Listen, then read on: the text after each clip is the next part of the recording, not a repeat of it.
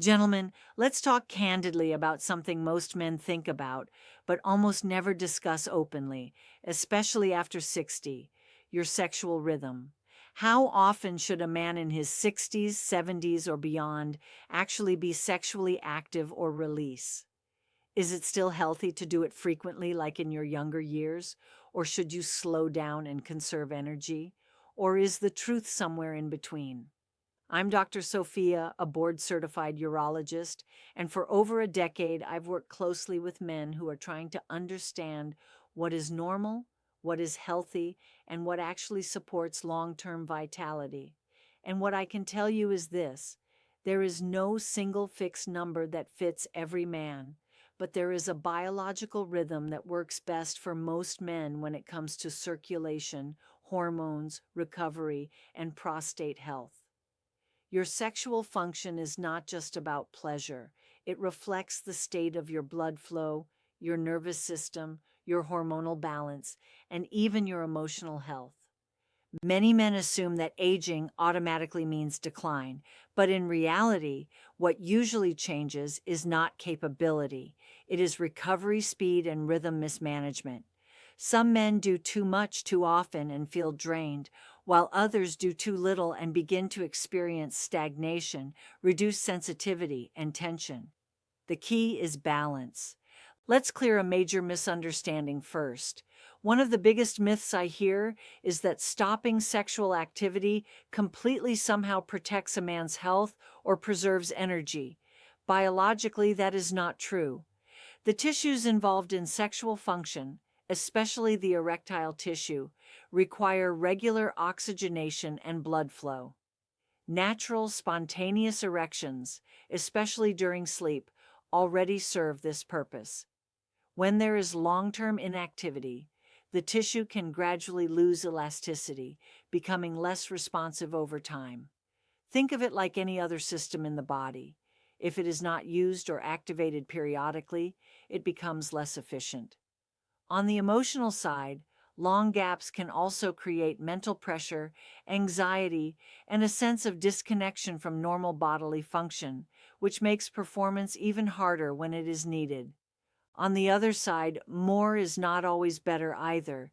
Sexual release triggers a strong neurochemical response in the brain involving dopamine, oxytocin, and endorphins. This creates pleasure and relaxation, but it also requires recovery time. In younger years, recovery is fast. After 60, the nervous system and adrenal response take longer to reset. If frequency is too high without proper recovery, men often report brain fog, fatigue, reduced motivation, and a feeling of being emotionally drained afterward. This is not psychological weakness. It is simply the nervous system needing more time to restore balance. When the rhythm is too aggressive, the body feels depleted instead of refreshed. From a prostate health perspective, there is also an important biological mechanism. Large long-term studies, including data from Harvard, have suggested that regular ejaculation is associated with better prostate health outcomes compared to very infrequent activity. The prostate is a gland that produces fluid, and regular release helps maintain flow, reduce stagnation, and support healthy circulation in the area. A moderate rhythm supports natural drainage and prevents buildup of pressure or congestion in the gland. This does not mean excessive activity is required, but consistent moderate activity appears to support better long-term function. So what is the actual healthy rhythm? For most healthy men over 60, the sweet spot tends to fall somewhere around every 3 to 5 days. This allows enough time for neurological recovery, hormonal balance, and vascular reset, while still maintaining regular activation of the tissues and prostate function. Some men may feel best slightly more frequent, others slightly less. The goal is not to force a rigid schedule, but to learn your body's feedback system. Here is where most men go wrong. They ignore signals. If you are overdoing it, your body often shows signs like next-day fatigue, irritability, reduced focus, or weaker performance, requiring more stimulation than before. This is your nervous system asking for more recovery time. Another sign is vascular fatigue, where arousal feels weaker or less stable than usual. That often indicates your blood vessel response, and nitric oxide signaling need a short break to reset. Some men also feel pelvic heaviness or mild discomfort when frequency is too high, which is a sign of local congestion and incomplete recovery. On the opposite side, underactivity also creates problems.